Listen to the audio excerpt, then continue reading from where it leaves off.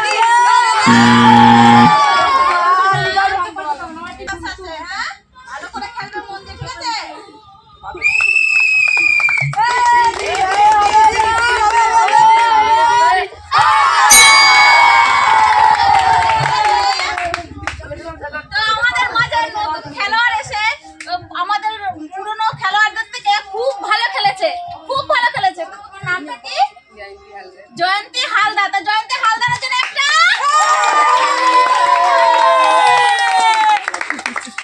তো আমরা এখন চলে যাচ্ছি প্রাইজের দিকে।